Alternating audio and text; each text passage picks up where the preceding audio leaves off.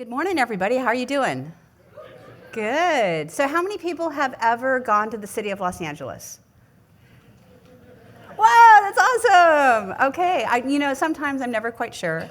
But thank you and welcome to the City of Los Angeles on behalf of Mayor Eric Garcetti.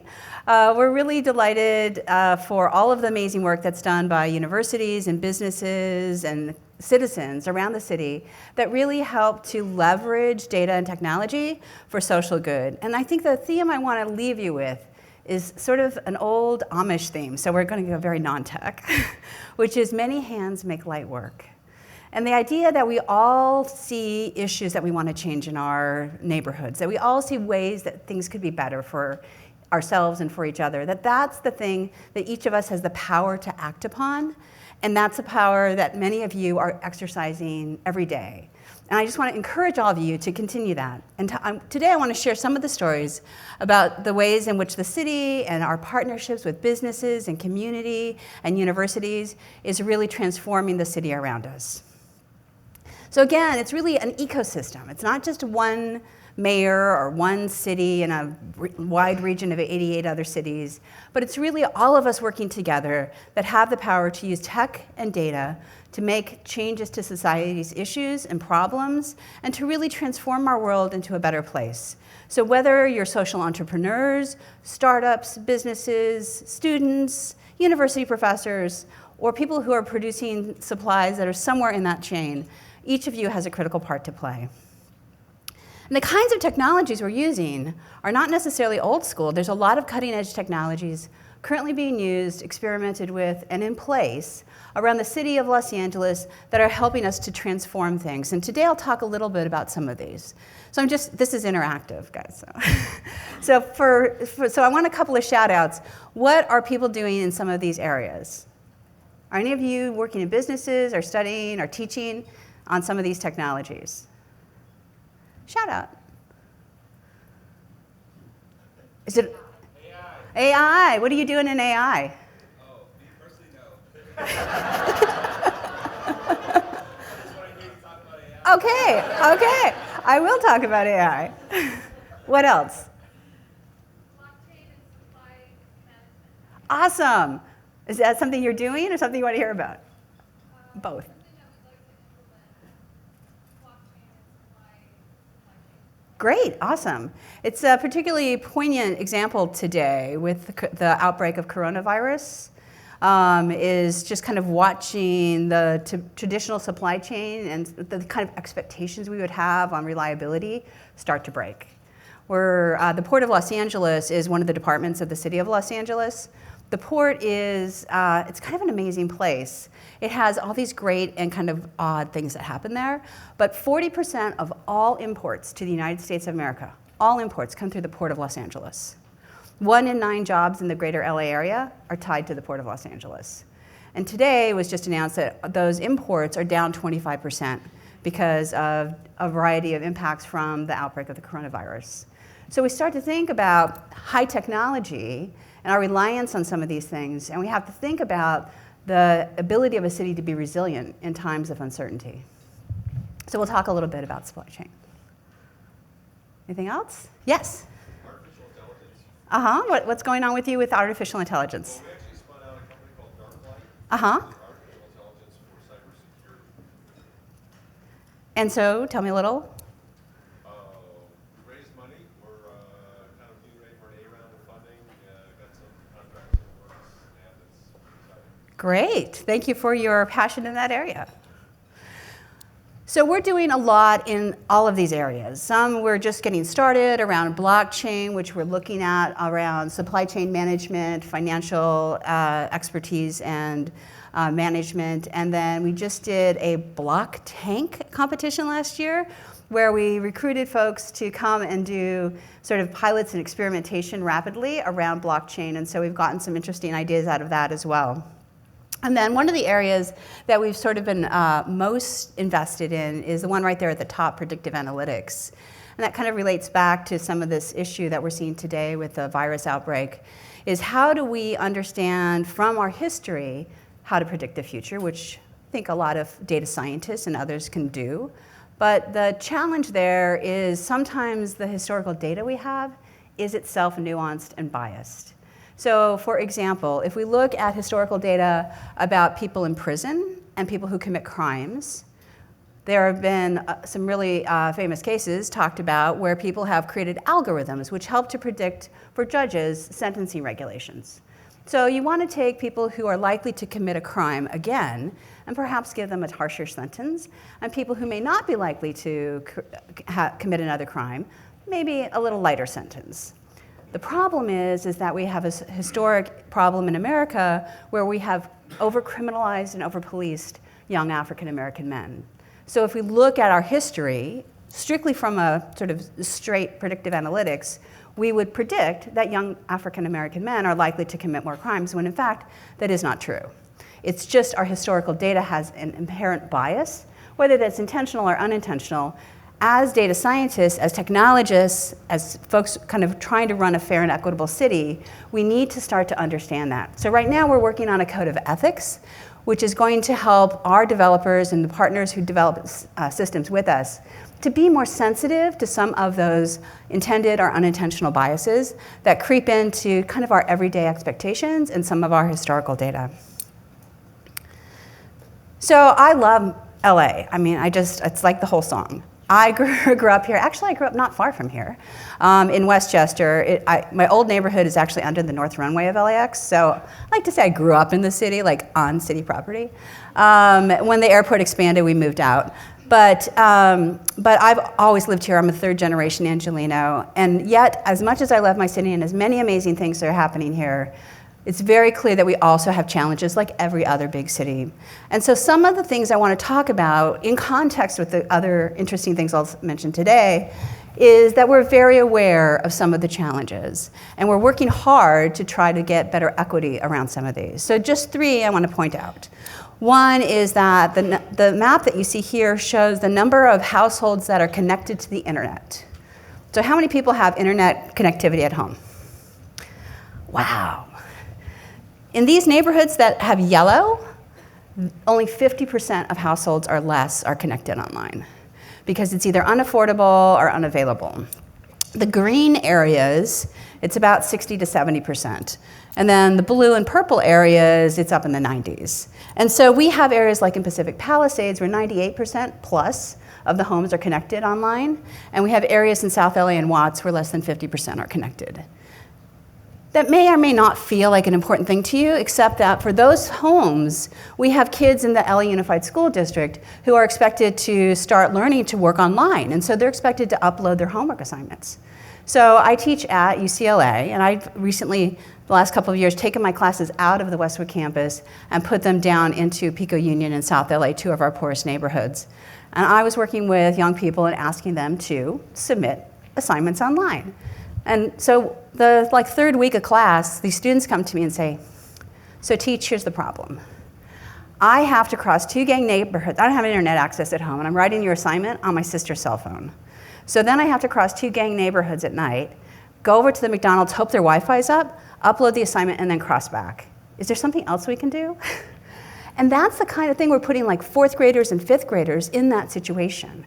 So when we think about internet connectivity, it's an essential service in order to participate in today's digital economy, but certainly in the economy at all. It is not a surprise to know that LA is struggling with a homeless crisis. 30,000 people sleep unsheltered every night on the streets of Los Angeles. So looking at how can we use data and technology, in addition to building more homes and more housing, how do we use data and technology to help us with that problem? And then also looking at the fact that in LA, 25% of families live in poverty in the LA County area.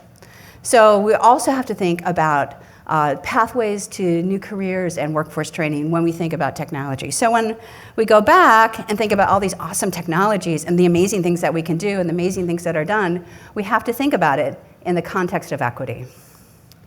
So I'm going to start off with one of our more exciting projects, which I think will resonate with a theme of today, which is the UN Sustainable Development Goals. Who's familiar? Awesome. Okay, so the UN Sustainable Development Goals are 17 global goals that have been pushed forward by the United Nations that help to envision the world we would love to be in 2030. So we had a previous round of these with the UN, which were the Millennial Challenge Goals. That was a 2015 goal. And so as we move forward, we're looking at how we can try to achieve a world. Now, we're not really going to be there by 2030, but how we can achieve a world that strives to have no poverty, that strives to have improved health outcomes and zero hunger, that strives to have gender equity and equitable cities and transportation. So a vision that many, many, many countries, 196 countries have signed up with the SDGs to try to achieve them. And we realize that the city of Los Angeles is in the region of the 13th largest economic region in the world. So we are larger than many of those countries that have signed up.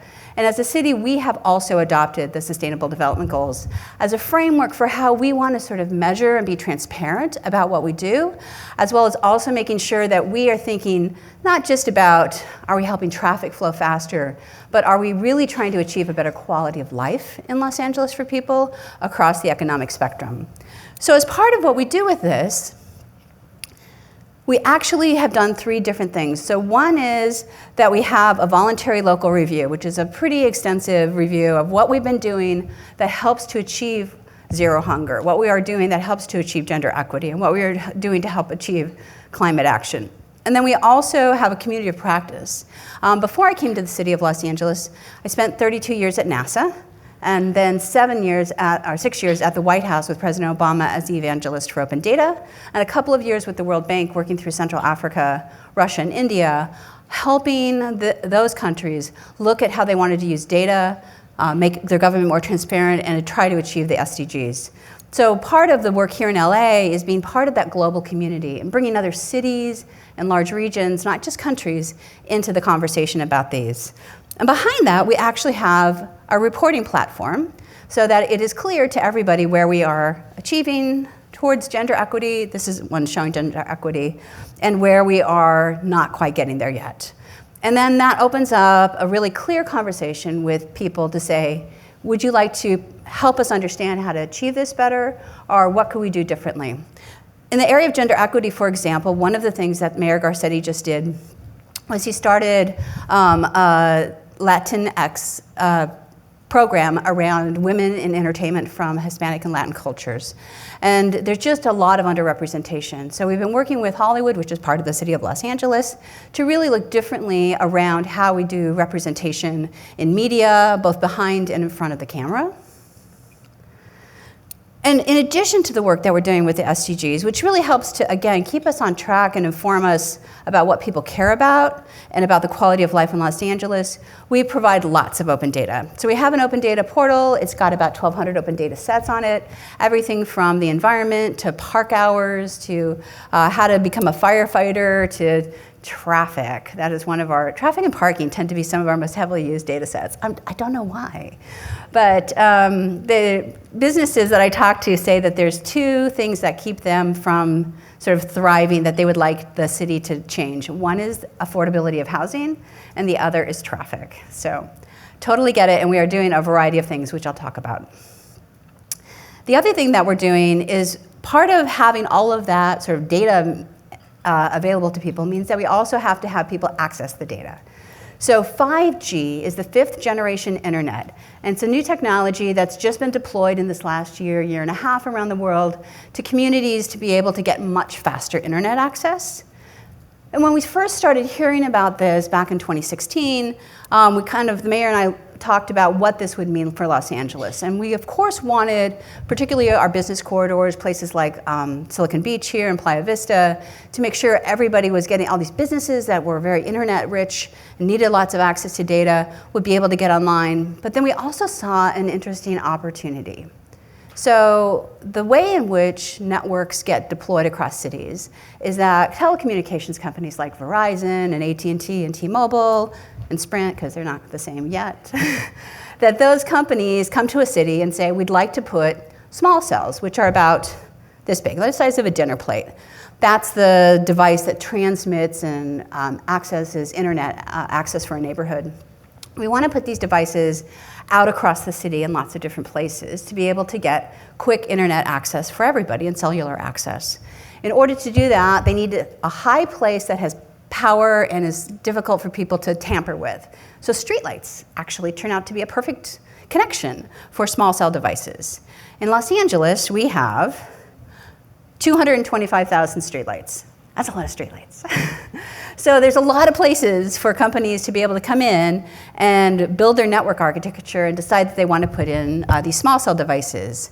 We also know that, as I mentioned before, 50% of our households are not connected, and we want to get more households connected. We also used to only permit 2 of these small cells a week. So in a year, we could get about 100 small cells up, which earlier, a couple years ago, was about average. When we talked to the telecommunication companies, they said in the next 3 to 5 years, we want to put 10,000 devices in Los Angeles in order to get this really fast internet access all across the city.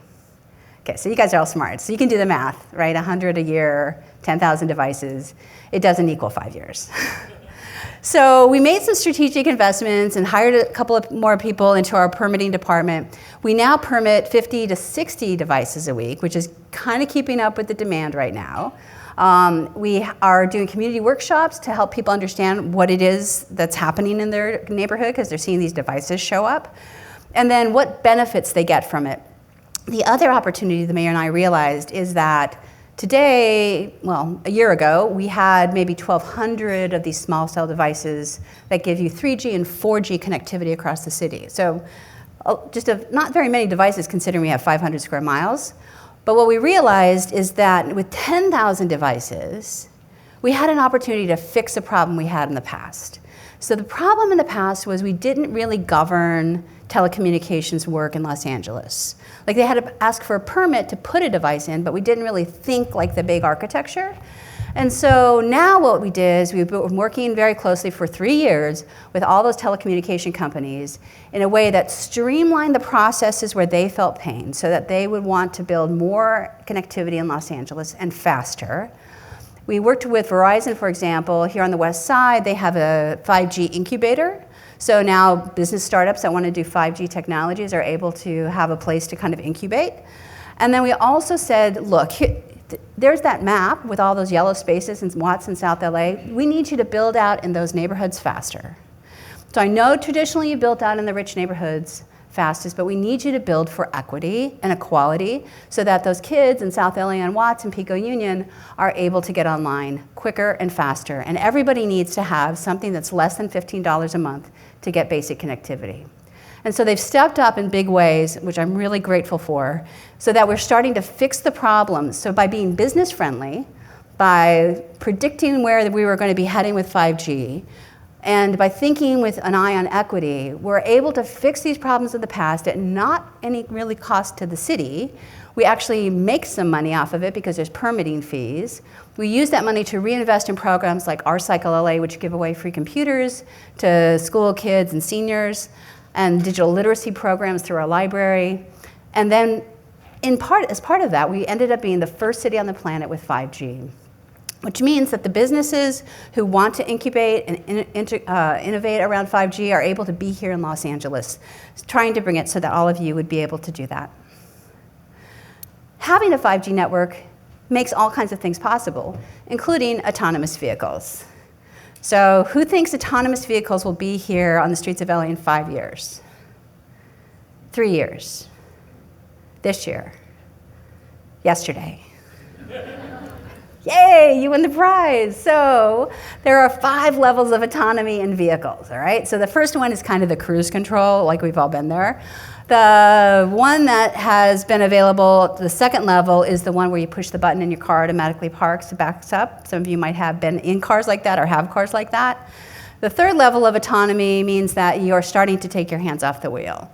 So we are now having essentially autonomous vehicles on the streets of not just Los Angeles, but in California. It's a statewide requirement to be able to start letting companies that are doing autonomous vehicles to be able to do more.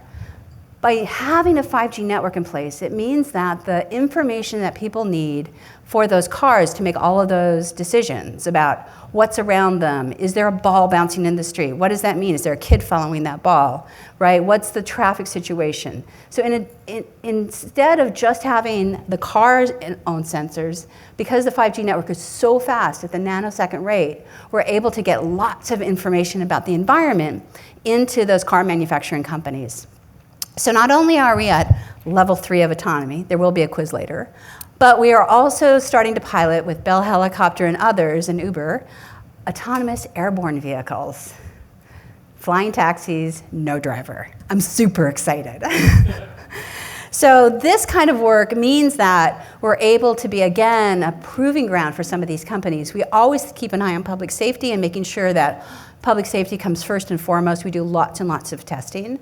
LA, for the autonomous airborne vehicles, or urban air mobility, as we call it, is really a kind of an interesting place. Have you ever noticed, those of you who've been around LA for a while, before the recent construction boom, like our skyline used to be kind of ugly? I mean, I'm just saying. And part of that was we had this weird old rule on the books that you had to have a flat top roof and a helipad on every building. So I don't know if any of you have ever seen the movie The Towering Inferno. Okay, it was like this high-rise caught on fire. It was a 1970s disaster movie. This high-rise caught on fire, and then the only way people were able to be evacuated was a helipad at the top. So a city council person back in the 70s saw that movie and decided that that was a really good regulation. City politics. So the problem is that that kind of a decision, for good purposes, right? These unintended consequences of bias that people introduce. It's not necessarily bad bias that he wants people to be safe, but it is a bias that then had these other repercussions. So our skyline was not very interesting because a lot of interesting architects didn't want to build big buildings here because it wasn't, elegant or interesting. And so now Mayor Garcetti was able to remove that law from the books by providing, we have to be able to safely evacuate people. Like, helicopter isn't the only option we have. There are other ways to safely evacuate people. So by opening it up so that architects and construction companies could think innovatively about how to have a safe public space, it means that they don't have to have the same kind of architecture. But we do have all of these skyports, right? Because that's what they are. You could take an autonomous flying helicopter from one top of a building to another top of a building, from Century City out to downtown LA, without having to worry about getting down into the streets and our kids running around, are we near a school? And so we actually have the perfect infrastructure for having this in place. And part of that is really getting to that sort of farther in the future vision, is doing things today that help to prove this out. Because again, it's about public safety and public convenience and quality of life, and dealing with one of those two big issues, which is traffic. So today, do we have any Waze users? I used Waze all the way out here. Okay, so Waze is a traffic app that gives you really interesting options, sometimes completely bizarre options, to get from one place to another. Has anyone gone, I have lived here my whole life, and Waze has taken me into neighborhoods I never knew existed. It's kind of, I guess it could be like a tourist app. It's a little bit like a tourist app. So Waze actually has a data sharing agreement with the city, as does Bird and Lime and some of the other companies that use transit, so that we can give them information about things that we think are important for them to know. And this is generally real-time information. So again, Hollywood is part of the city of Los Angeles. And we have this amazing Hollywood ecosystem. And when there's a big Hollywood opening, we close the streets down for a couple of days around the Grauman's Chinese Theater. And then what we do is we have these amazing grand openings of these movies. It could be really disruptive if you are trying to get around Hollywood, especially if you don't know. And so, because your normal commute might be along Sunset or Vine. And so what we do is we give that information in advance to Waze, so that when you are going through Hollywood, it automatically will route you around street closures, construction, obstructions. Has anybody ever had that weird thing in Waze where you make 3 left turns instead of a right? And you're like, why is this happening? Yeah, okay, so I'm sorry, I'll apologize in advance, that's us. So that we've also have a analysis of where injuries happen and where traffic collisions happen more frequently. And there are high incidence areas within the traffic system in Los Angeles. And so in some cases we know at certain times of the day, for example, people making a left-hand turn, the sun's in their eyes, they tend to have accidents. Or just really difficult intersections where there's lots of traffic and lots of pedestrians, high accidents. And so we work with Waze to tell them about that. We don't tell them what they should do about it, but we tell them about that, and often they will decide, just to make sure all their folks are safe who are using the app, they will route people around that. So sometimes instead of going up and left, they're going to take you right to get to the same place. And it's really, again, part of public safety. By sharing data, by thinking of these technologies, not that the city develops all of these technologies, then we're able to help businesses provide better service, make sure the traffic keeps flowing, and that we're able to kind of make sure that things are a little more equitable for those neighborhoods where we have more traffic accidents to try to decrease that. And kind of down into the geek level, we really also want to make sure that the data that we share with those companies, and then we ask those companies to share back to us, is data that helps us provide better services, but also protects individual privacy. So again, we are very concerned about making sure that we operate our systems and manage our data in the most ethical way possible. We're always learning different ways of doing this and making sure that we're staying on top of it so that if we are asking companies to share data with us, and we have a new mobility data specification with Bird and Lime for all the e-scooters, that when we ask for data, we're asking for data not about individual information, so when John got on and off his scooter, but we're really asking for where are the most popular places people are picking scooters up and dropping them off, so that we can start to think about building cutouts. So you guys have seen probably some of these new barriers, these soft barriers that are going up around scooter stands and bike stands, because we're trying to let people have different kinds of mobility choices. Scooters are fun, lots of people like them, but we also don't want people to be able to have accidents when they get into those areas. And so we're trying to work with the companies by having this data specification. We issue permits for each of those scooters, so we have over 38,000 permits for e-scooters in Los Angeles, and 43 other cities have now adopted this. So this is available for you geeks. It's available on GitHub as an open data specification.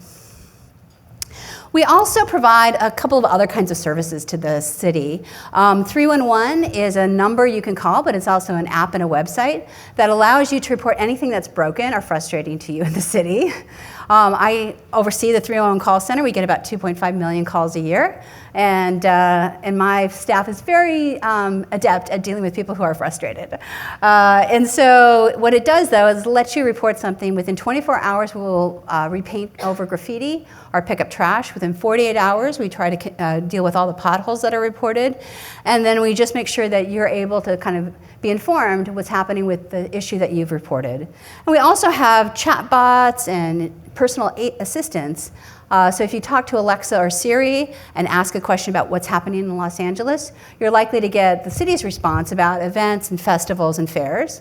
It's one of the things we found with our aging population to actually be really helpful, because for them, they can use these personal assistants to kind of increase their independence a little bit longer, and by giving them more city services, we're increasing access to those services. And all of this, again, we really think about the idea of privacy and security. So we have an LA Cyber Lab that works with 500 of our local small businesses and medium businesses, and anybody's welcome to join the LA Cyber Lab. What we do is we look at risks and ransomware and different kinds of intrusions locally and regionally and what's happening in cyberspace, and kind of give people alerts and very clear instructions on how to make their business more cyber safe. And then we also have just recently, last year, put out ShakeAlert LA. Has anyone downloaded ShakeAlert LA? Yay, awesome. So ShakeAlert LA is the first of its kind app that gives you warning in advance of you feeling shaking for an earthquake. So it doesn't predict an earthquake, but what it does do is it says there's an earthquake happening in Malibu. we're going to feel shaking in 10 seconds here at a severe level. And so it gives us an alert in advance about how severe the shaking is going to be where you're at. And this is a lifesaver, absolutely a lifesaver. We work with sensors all the way up and down the West Coast that's managed by the U.S. Geological Survey in order to be able to do this service. And we have over 1 million downloads, which is a little bit insane for a little city app, but it's really important. The state also has rolled out an app now that does a similar kind of service, and so we're trying to work in this whole way about helping people be more resilient before, during, and after an earthquake.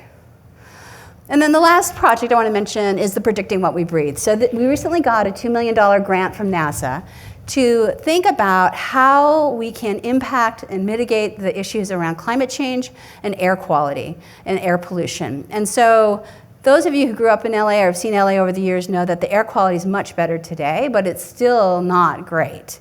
And so we are using satellite data and data from all of our Internet of Things ground data sensors all across the city and with other cities in the region to be able to put that data together and understand the patterns and predict how effective things like tree planting and cool roofs and pavement and some of the efforts that we're doing as a city, how effective those are. And then we share those algorithms with other cities around the planet so that we can create air quality sister cities that help Mumbai and Shanghai and others improve their air quality as well. Now, the only reason we're able to do any of this is because there's so many heroes in Los Angeles. I'm looking at all of you. All of you are heroes. We have heroes here who are trying to do things on artificial intelligence. We have heroes here who are doing things around blockchain. We have heroes at universities, including Pepperdine. 18 universities are part of our Data Science Federation, which connect city problems at 88 different cities with university students and professors to be able to come up with innovative ideas around how to better solve problems in Los Angeles. So each year we have a couple hundred students that go through this program, and then we try to hire the heck out of those students into city positions. And they work on everything from homelessness to traffic mitigation to helping us out with ShakeAlert to financial issues to the zoo to cannabis regulations. That was a really popular project this year. And so we're finding that they're coming up with really amazing things. We also have Hack for LA, which is a community group of volunteers here on the west side, in South LA and downtown, that meets every single week to be able to look at how we do those solutions as well, thinking from a community base. And then we really work with young kids to bring them into this whole ecosystem. So there's our Octavia Lab, which is a makerspace at our libraries. And these are kids working in that, working with some of our gamification and our virtual reality games in our parks to understand more about our environment and ecosystem. And so we have ways for kids of all different levels, from kindergarten all the way up through college, to be able to get access to programs like the Data Science Federation, but also free computers and Wi-Fi hotspots, to be able to get every graduating senior of LA Unified School District gets 2 free years of community college now under Mayor Garcetti. And so we're really working at bringing those kids into STEM careers. And it's really because each of us together is trying to use data in ways that connect with technology to improve life around Los Angeles. So thank you for the work that you're doing every day. Thank you for the ideas you're going to take forward from the conference today. And thank you for making a difference.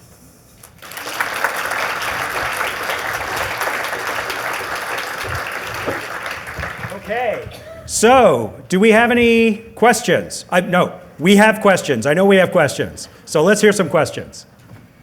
We have microphones, I think, at the very least. Why don't we start?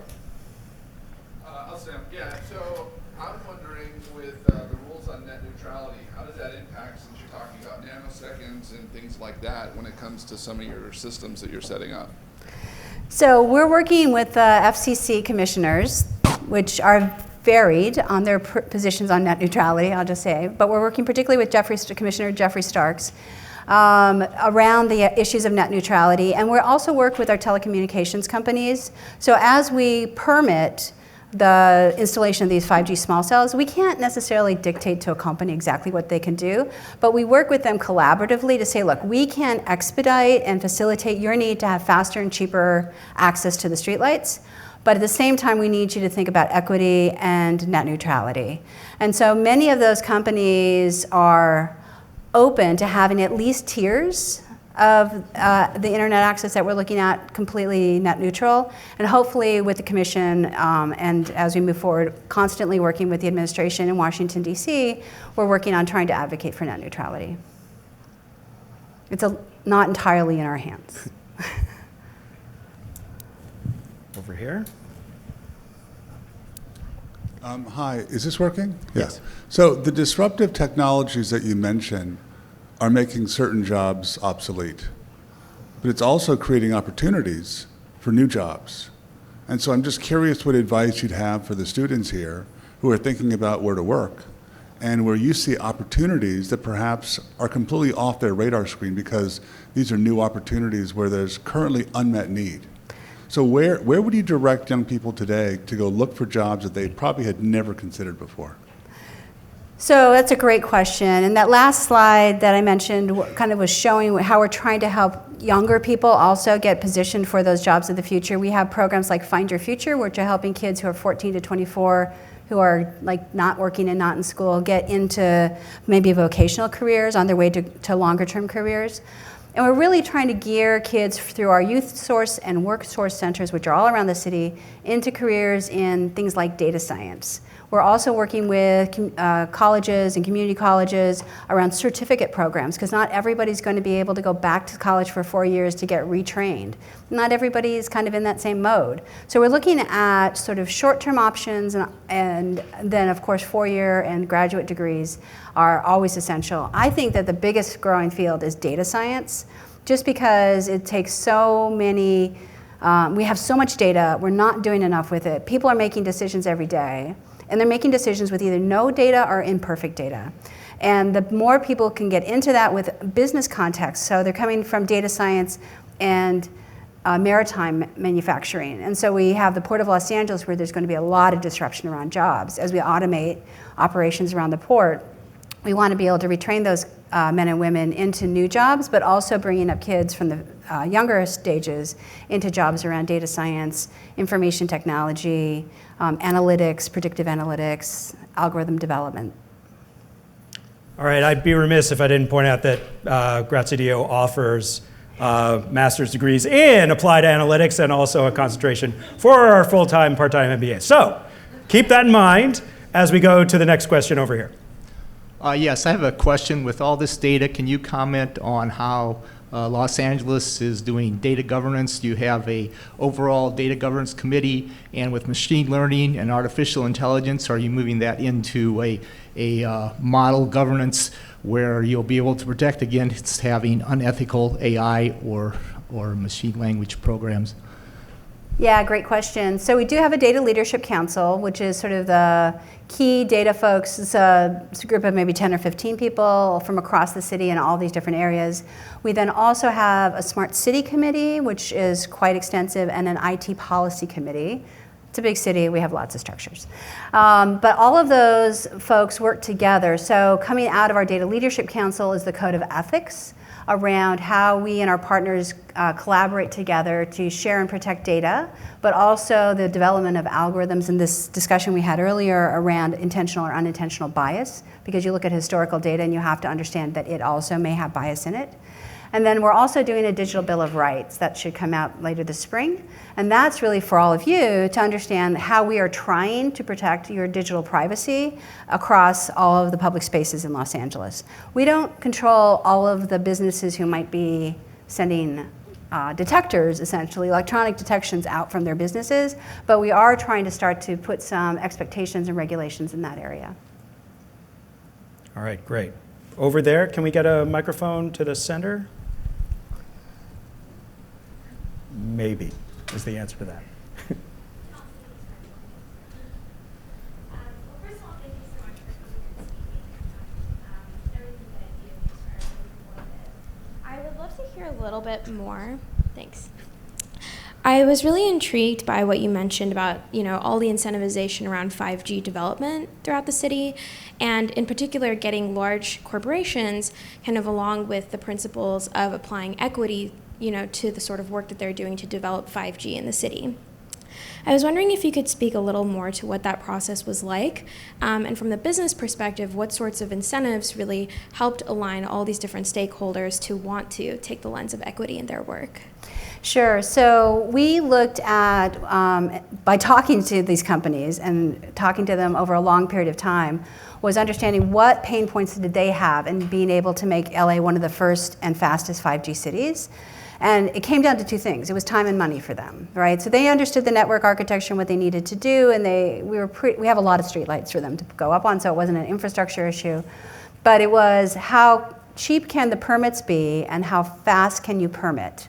And so we really focused on those two aspects. We're one of the least expensive cities, and so we still are, sort of net neutral on our costs, which is what we're supposed to be. We're not supposed to be like making a lot of money on this.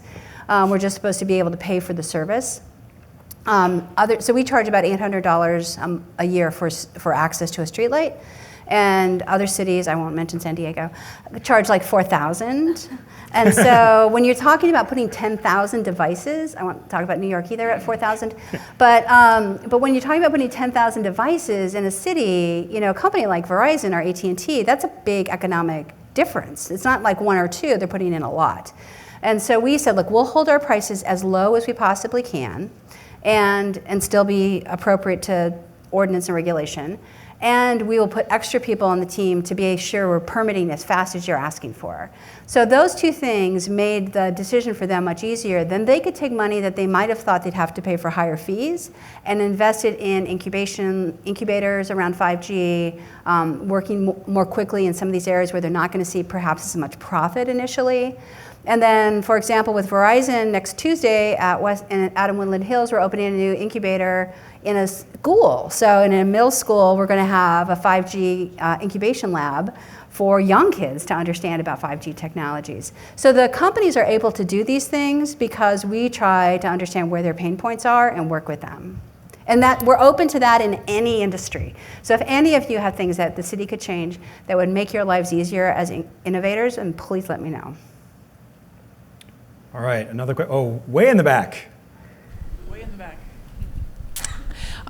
Just because you just mentioned that, hello, everybody. I'm on the neighborhood council on the board where I live. Thank you. And we have a lot of trouble communicating with each other without violating the Brown Act. So I keep saying, like, we need like a Slack or something so that we can talk to each other outside of our board meetings, because we only meet once a month outside of the executive board meeting. And so I just wanted to put that in your mind. So if you could develop something for the ground up for grassroots organizing with the neighborhood council through DUN, perhaps the Department of Neighborhood Empowerment. Yeah, so we work with DUN all the time. I've met with them actually 3 times this week already. So they're one of my favorite departments. So in LA, we have a mayor, we have 15 councils, city councils, each of which are about 150,000 people. And then we have where the real work happens, which is at 99 neighborhood councils. So thank you very much for your service. And so those neighborhood councils are more like where people think of like their neighborhood as being, like the name of the neighborhood at Atwater or Westchester or Woodland Hills.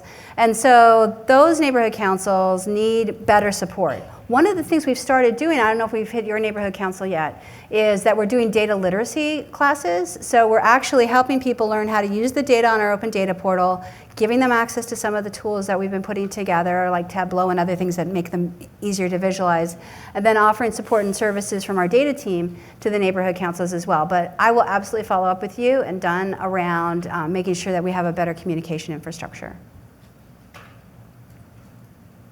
All right, thank you. Oh, over here. Jungmin, come here. Oh, it's going to be a race. Let's see which microphone gets there first. How is the city using data to help mitigate the homeless problem? Yeah, so the issues around homelessness are complex. We are very grateful to LA voters who a couple years ago approved Proposition H and at the county HHH to put $1 billion into funding for building more housing for the homeless. We've been a little bit confused by when we actually are going to place a homeless shelter or convert maybe an old motel into housing, that neighborhoods then kind of rise up against it because they don't want folks there and who are homeless. And there's a lot of stigma and perceptions around the homeless population. And homelessness is an issue that can affect any of us. Growing up, my dad got really sick and we lost our house and everything for medical bills, which is a very typical way that people fall into homelessness. And I was homeless as a child for a while. And so, it's not necessarily people who aren't trying or who aren't, well-intended or aren't just like us. It's just something happened to them as a family or as a person that has put them in this situation.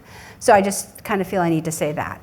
What we're doing specifically around homelessness is, I'll just give 3 quick examples. One is people get evicted from housing, and then that puts them at risk of being homeless. That's a big trigger point. And so we have done a data analysis of the areas where the most evictions happen, and we've gone into those neighborhoods with neighborhood meetings to talk to renters about their rights as a renter, because sometimes landlords are not the kindest in this situation. We've also then gone to landlords to understand what their issues are, and we offer up to 3 months of housing support, basically rent support, for people who are kind of right at the verge of a problem with housing. The second thing we did is we looked at the best placement of housing. So we've identified a lot of different areas. We're working with the neighborhood councils to be able to kind of work with the communities to get the housing built. Last fall, every single week, we opened up homeless housing places across the city. We did a big focus in Hollywood last year because there's a large homeless population there. And then the third thing we've done is work with the California Policy Lab at UCLA around predictive analytics. So trying to stop homelessness before it starts, because we house 130 people every day who are homeless and put them into housing. Every day, 130 people. Every day, 150 people fall into homelessness. So we cannot keep up with it. We've got to stop it before it starts. So we have shared, with a lot of data privacy protections, very specific data about who has gotten city services and what the most effective city services are to the certain kinds of people who are at risk of homelessness. So the first time they come in and ask for help, which might be around job training, we actually ask them other questions. Do you have somebody in the family who's sick? Can we get you covered California? Do you need housing assistance? We can give you 3 months of rent. Do you need workforce training for other people in your house? Do you need free internet access? Do you need an R-Cycle LA computer? So how do we help them from becoming homeless in the first place? And we've understood that it's people who are veterans, victims of domestic violence, older women, particularly a growing population of older African American women right now. And so we understand that certain people are more likely to fall into homelessness, and we target them.